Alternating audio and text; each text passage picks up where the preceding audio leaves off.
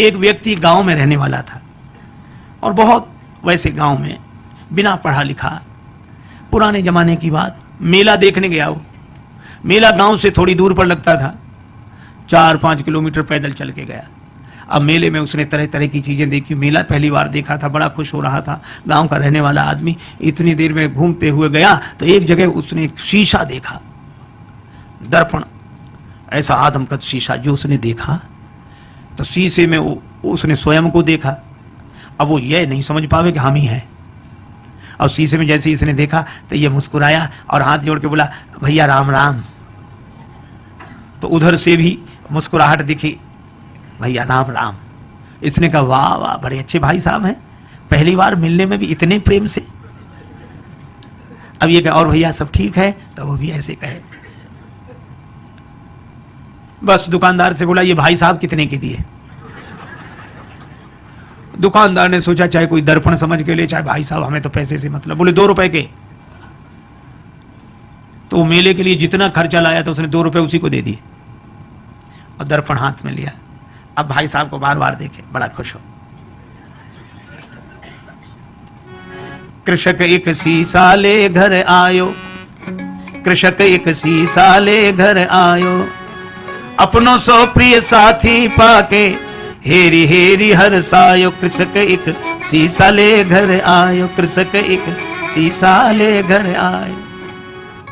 तन मन धन दर्पण पे वारे, दिन में कीतिक बार निहारे, बार बार नतमस्तक है के बैठक में लटकायो। कृषक एक शीशा ले घर, शीशा लेकर आया, बैठक में लटका दिया।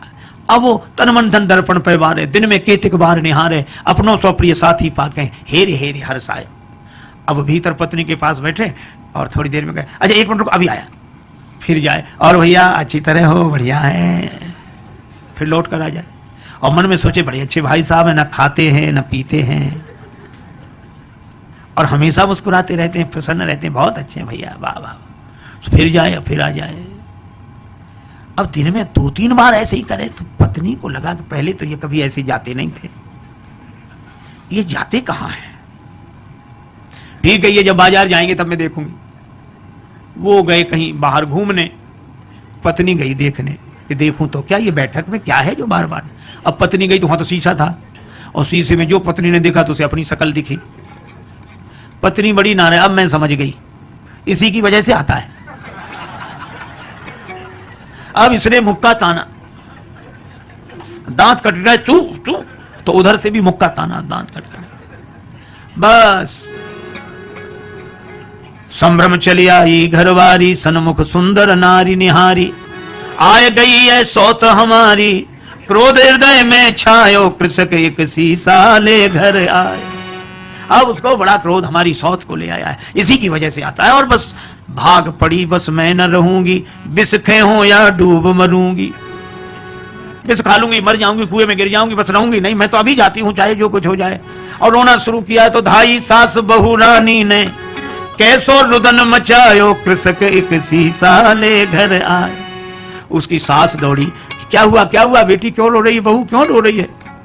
बहू बोली, अपने बेटे की करतूत देखो, बैठक में किसको लाकर बिठाया, और मैं तो रहूंगी नहीं, चली जाऊंगी। और सास बोली, नहीं मैं देखती हूँ, मैं देखती हूँ। अब सास गई और सास ने बैठक में जाके जो दर्पण देखा तो उसे बुढ़िया दिखाई पड़ी, दिखेगी। तो सास क्या बोली, अच्छा आप भाई राम राम। वो भी राम राम बोली, क्षमा करना बहू समझ नहीं पाई। फिर बहू को डांट कर बोली, क्या कह रही है तू? बुढ़िया है, वृद्धा माता, हमारी उम्र की है, सेवा के लिए लाया होगा। आई चली सास, तत्क्षण में वृद्धा दीख पड़ी दर्पण में, बहू से बोली, अरी बावरी, या बुढ़िया पर मेरो लाल लुभायो, कृषक एक शीशा ले घर आए। अब बहू कहे कि नहीं नहीं, तरुणी है, और वृद्धा कहे कि वृद्धा है। अच्छा दर्पण ऐसा जो सामने आ जाए उसी को दिखा दे। बहू सामने जाए, तरुणी देखो ये बैठी, ये बैठी, और सास कहे हट मैं देखती हूँ, वो देखे सो वृद्धा दिखे। अब सास बहू का झगड़ा, सास बहू का झगड़ा, आके ससुर निवारो। ससुर ने कहा क्या है, मैं देखता हूं, क्यों ये कलह मचा रखा है। अब ससुर आया, ससुर ने कहा तुम दोनों अलग हो। अब ससुर ने जो देखा दर्पण, तो उसे बूढ़ा आदमी दिखाई पड़ा। तो ससुर बोला, अरे भैया राम राम, आप हो, माफ करना, ये समझती नहीं है। दोनों को फटकारा, दाढ़ी वालों पुरुष देख के दोनों को फटकारो। ससुर बोला ससुर, अरी मूर्खाओ, धर के मानो देह लजाओ, मर न गई तुम नारी पुरुष को भेद समझ ना पायो। तुम स्त्री पुरुष का भेद नहीं समझ सकी। सास कहे, नहीं है तो वृद्धा बुढ़िया है।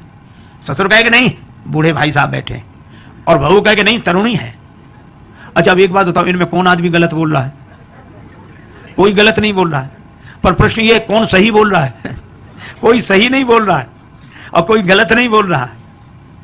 इतने में वो व्यक्ति आ गया, गांव में गया था घूमकर। क्या है? मां बोली, बैठक में किसको बिठाया है? वो बोला, हमारे भाई साहब हैं। बहू बोली, भाई साहब है। एक तरुणी को लाकर बिठाया। वृद्धा बोली, नहीं, वृद्धा है। और ससुर कहे, वो पिता कहे कि नहीं, वृद्ध व्यक्ति है। वो कहे, नहीं, हमारी तरह युवक हैं। अब जो दर्पण के सामने जाए, दर्पण उसी का चेहरा दिखा दे। अच्छा, अब आप बताओ, शीशा से बनते शुभ दर्शन, तापे मचो घोर संघर्ष। और इसके हाथ में जाए शीशा, उसके हाथ में जाए, इसके हाथ में जाए, और ऐसे हाथों में जाते शीशा गिर गया, टूट कर टुकड़े टुकड़े हो गया। और जैसे ही दर्पण टूट गया तो दो बचे कि एक ही। फिर दूसरा कोई था ही नहीं, न भाई साहब, न तरुणी, न वृद्धा, न वो वृद्ध व्यक्ति। एक ही था और एक ही है और एक ही। देखो कितनी अद्भुत बात। इसी तरह वह एक अद्वैत परमात्मा ही है। प्रेम में वह अनन्यता में एक होकर रहता है, ज्ञान में वह अद्वैत में एक होकर रहता है। ये तो माया के दर्पण के कारण द्वैत की अनुभूति हमें होती है और हम अपने ही उस चेहरे को एक में दो देख लेते हैं, भाई साहब और ये और वो, सब सारा संसार बन जाता है। लेकिन एक आदमी की अंगूठी खो गई, बड़ा परेशान। एक महात्मा मिले, महाराज मेरी अंगूठी खो गई, आप तो सर्वज्ञ हैं, सब जानते हैं, तो बताएं मेरी अंगूठी कहाँ है, बड़ी कृपा होगी। महात्मा बोले, मैं बता दूंगा। तो बताओ महाराज, कहाँ रह गई? कुर्ते की जेब में है, तकिए के नीचे है, कि मकान में रह गई, कहाँ रह गई? अंगूठी मिल नहीं रही। महात्मा बोले, अंगूठी कहीं भी हो, पर जहां भी होगी सोने में ही होगी। अंगूठी सोने से अलग हो ही नहीं सकती। हा?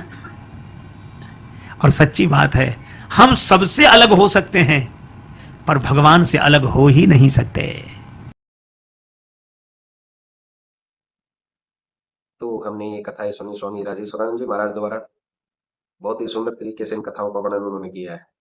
उम्मीद है आपको ये कथाएं बहुत पसंद आई होंगी। अगर आपको ये कथाएं पसंद आई हैं तो चैनल को सब्सक्राइब कीजिए, वीडियो को लाइक और शेयर कीजिए, ताकि इस तरह की प्रेरक और हास्य कथाएं हम आपके लिए लेकर आते रहें। आपका बहुत बहुत धन्यवाद।